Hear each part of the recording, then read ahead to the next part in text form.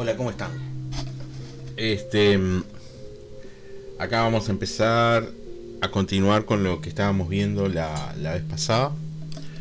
Em, Básicamente lo que vamos a ver es a explorar un poquito más el tema del código que estuvimos compartiendo, este, que tenía que ver con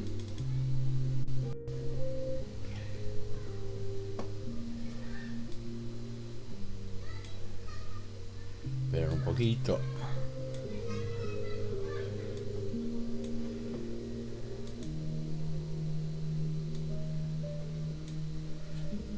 Ah, Ahora estoy lleno de cámaras, entonces me ven de varias maneras posibles.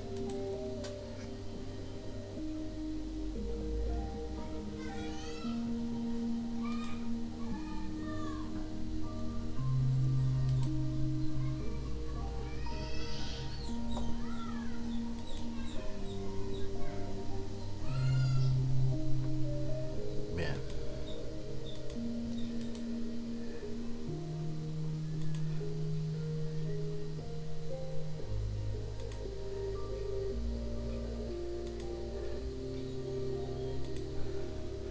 Bien.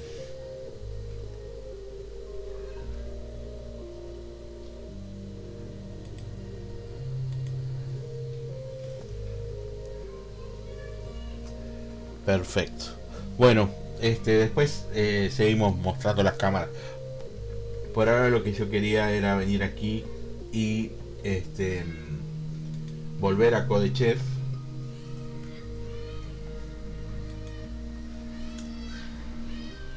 y en CodeChef mostrarles un poquito cómo están las cosas. Vamos a achicar esto. Ahí está.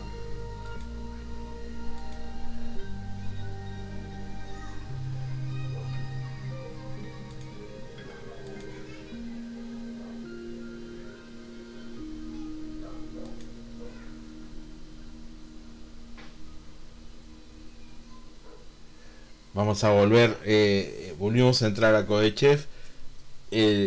Hay cookies o algo por el estilo, entonces no tuve que hacer el ingreso a través del nombre y todo lo demás.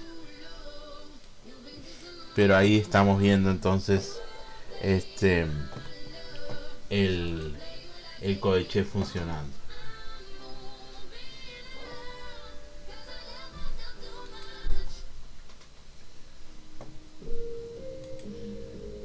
Déjenme controlar un poco la música.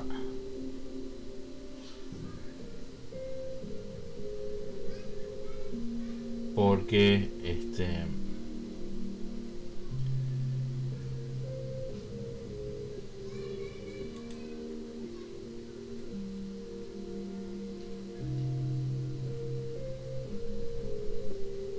ahí está. Porque si tenemos música que tiene derecho de autor, después tenemos problemas con nuestro video de YouTube y no es la idea. ¿Ok? Bien. Entonces, habíamos estado sobre el final del video pasado enriqueciendo un poco nuestro programa en C++, poniendo y introduciendo el concepto de variable. El concepto de variable es muy importante. La variable es una etiqueta que yo le doy a un espacio de memoria. O yo agarro un espacio de la memoria RAM de la computadora y le doy una etiqueta. Esa etiqueta tiene que tener un nombre que cumple con determinadas restricciones. Por ejemplo, tengo que tener cuidado dónde pongo los números. El nombre puede tener símbolos, pero no los puede tener todos. Y por supuesto, mi nombre no puede ser palabras que son propias del lenguaje, como por ejemplo main o no sé, return o cosas por el estilo. Tenemos que buscar palabras que son únicas y que referencian a lo que yo voy a guardar en esa variable. Podríamos pensar en las variables como tuppers, ¿sí? Los famosos tupperware. Déjenme ver.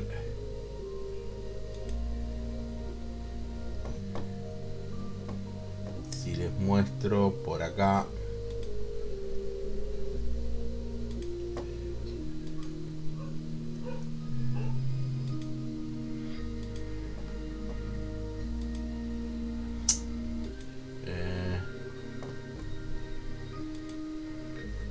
Acá. Yo sabía que por algún lado lo tenía.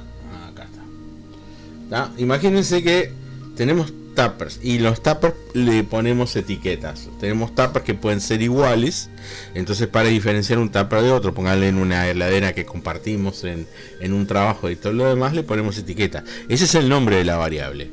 Ahora el tupper, como está acá, puede tener distintas formas, ¿sí? Entonces cada forma del tupper corresponde a lo que se llama el tipo de la variable. O sea, evidentemente los tuppers que son redondos y tienen líquidos requieren operaciones distintas a lo que son cuadrados y tienen, por ejemplo, cosas sólidas o cosas heladas. Y ese es el tipo de la variable. Yo tengo la etiqueta, pero también estoy teniendo en cuenta lo que contiene el tupper y qué operaciones voy a hacer con su contenido. O sea, si yo tengo un tupper con cosas congeladas, evidentemente en el microondas voy a proceder de manera distinta que si el tupper tiene cosas secas que son solamente para calentar. Lo mismo puede pasar con los frascos, ¿verdad? Los frascos tienen etiquetas y la etiqueta del frasco generalmente determina el tipo de contenido del frasco. Las etiquetas de los frascos son muy importantes y yo generalmente trato de no guardar, sobre todo en una farmacia, el arsénico donde está la aspirina, por ejemplo. Bueno, así importantes son las etiquetas. Nuestros tuppers en realidad son ceros y unos. Por ejemplo, yo acá abajo puse qué pasa si yo defino una variable de tipo entero corto, se llaman, que son variables que ocupan un byte. Entonces, en una variable que ocupa un byte, y yo estoy reservando 1, 2, 3, 4, 5, 6, 7, 8 lugares de memoria para poner ceros y unos. Eso me permite a mí escribir un número como 168 con estos ceros y unos. Y eso es lo que está almacenado en memoria. Ahora bien, como yo definí esa variable como un carácter entero corto, ya definí al mismo tiempo, o el lenguaje ya me permite definir al mismo tiempo, cómo se suman esos enteros, cómo se dividen y cómo se multiplican. Por ejemplo, cómo se hacen las operaciones matemáticas. En el código que yo estoy manejando acá, yo definí las variables de tipo string. Las variables de tipo string no son variables predefinidas. Las variables de tipo string hubo que programarlas, pero ya las programó alguien por mí y las programó la persona que hizo la biblioteca string.h que yo incluí. Entonces, en esa biblioteca string.h que yo excluí, ya se sabe cómo manejar las variables de string, de cadenas de caracteres. Como es la definición original para almacenar caracteres de C++, establece solo la definición de cómo se almacena un carácter. Ahora, cuando yo hablo de un carácter, o sea, una letra, un número, etcétera, etcétera, lo que estoy diciendo es que yo voy a guardar ese carácter como ceros y unos. Ahora, ¿cómo traduzco un carácter a ceros y unos? Lo traduzco mediante una codificación, o sea, agarro y digo, para la A va a corresponder determinado número, para la B va a corresponder determinado número, para el asterisco, para el numeral, para el arroba va a corresponder determinado número. Para algunas cosas que hace la pantalla, por ejemplo, pasar a la línea siguiente, va a corresponder determinado número. O sea, el /n ese que yo estoy poniendo es un carácter especial para pasar a la siguiente línea de pantalla que tiene determinado número asociado en una tabla. Esa tabla actualmente, en una época se llamaba tabla ASCII y actualmente se llama tabla Unicode. A ver si la puedo encontrar por acá.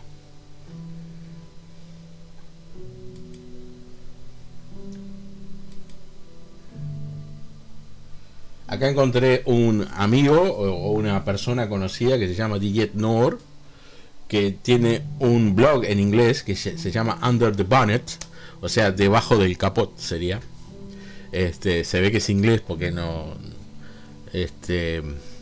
trunk le dicen los los gringos le dicen trunk, pero los ingleses le dicen bonnet. Y lo que muestra es cómo se definen los caracteres.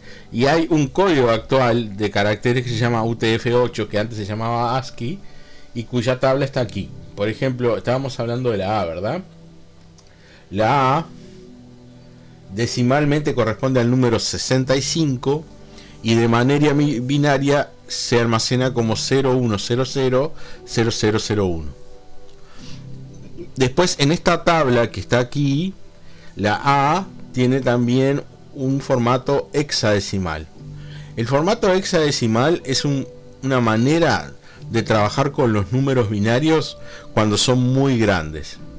Para trabajar con números binarios como son muy grandes, en vez de utilizar 01001, lo que utilizamos es una especie de sistema decimal extendido hasta el 16. En ese caso, cuando en esta tabla, por ejemplo, por acá, aparece la A, no es la A letra, es como es el dígito hexadecimal A. O sea, imagínense que nosotros tuviéramos 16 dedos. Podríamos contar desde 0 hasta 15. ¿Tá? Y el número 16 sería 10, ¿verdad? El número 17, 11. Y el número, por ejemplo, 31 sería 1F. ¿Entienden? Así es, acá está un poco cómo aparecen los números hexadecimales y cómo corresponden a los números binarios. Fíjense, en el 0 corresponde al 0 binario y al 0 hexadecimal. O sea, si yo tuviera 16 dedos, el 0 no tendría problema. Si tuviera 2 dedos, el 0 no tendría problema. Y como tengo 10 dedos, el 0 no tiene problema. El 1 lo denoto como 1, ¿verdad? 1, 1, 1.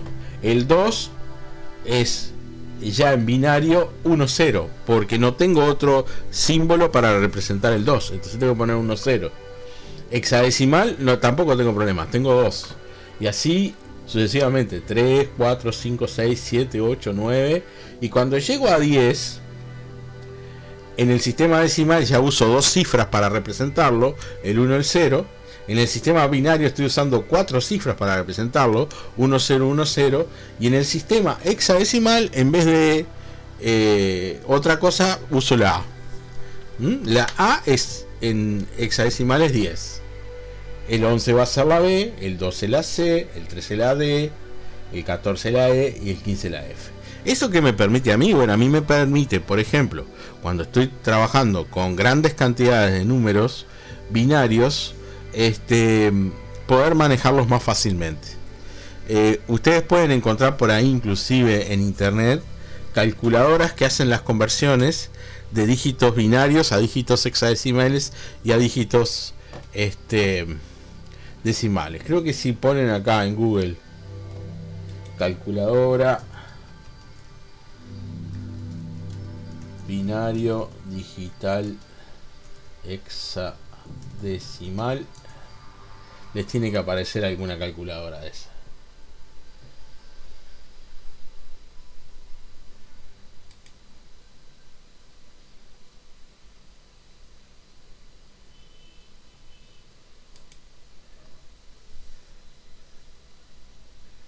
Vamos a ver si este sitio web me mantiene.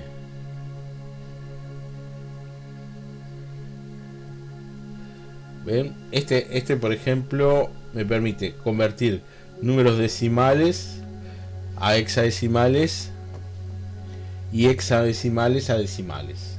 O sea, si yo acá pongo el número decimal 15, me aparece que el número hexadecimal es F. No importa si es F minúscula o es F mayúscula. Hay lugares donde van a encontrar esto en F minúscula o en F mayúscula.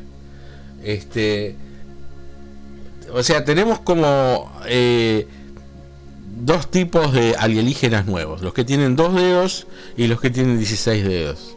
Cuentan muy parecido a nosotros, pero los que tienen 16 dedos tienen la ventaja de poder meter números más grandes con menos dígitos, y los que tienen 2 dedos tienen la desventaja de no tener suficientes dígitos y tener que ocupar demasiados espacios de memoria en donde trabaja. Entonces, volviendo acá,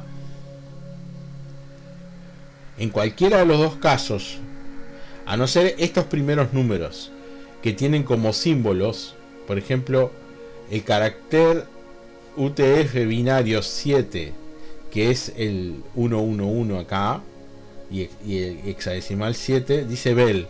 Esto quiere decir que si yo escribo ese carácter, lo que va a pasar es que suene la campana. Lo podríamos después probar lo vamos a probar después cuando tengamos cuando tengamos el compilador corriendo en nuestra computadora. Por ahora no lo vamos a probar.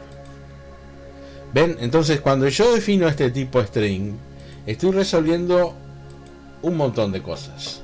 ¿Está? Esperen, este no es el codechef que estábamos usando. Este que está acá. ¿Está? Estoy definiendo, primero que nada, que va a haber un espacio de memoria que va a estar etiquetado como saludo. Pero además estoy diciendo que en ese espacio de memoria que está etiquetado como saludo, va a haber un montón de caracteres codificados en ASCII. Y además de todo esto, en esta declaración acá, estoy poniendo que saludo, en ese espacio de memoria, yo ya voy a almacenar el mensaje que quiero mandar, que es hola mundo. Y después, ¿cómo es? En la segunda línea, reservé un espacio de memoria, etiqueté un espacio de memoria que se llama separadores, y ahí puse también un mensaje, en realidad que es un subrayado, y un montón de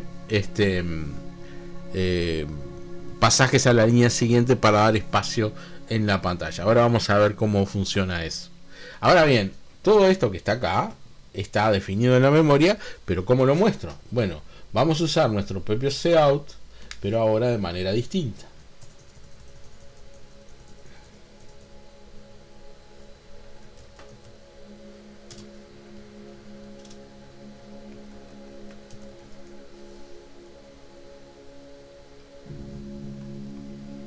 Listo.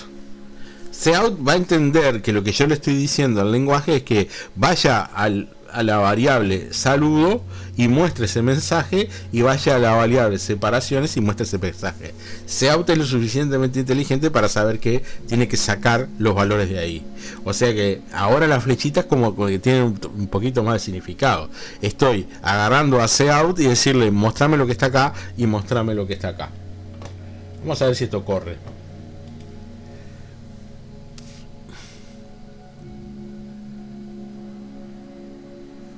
Corrió.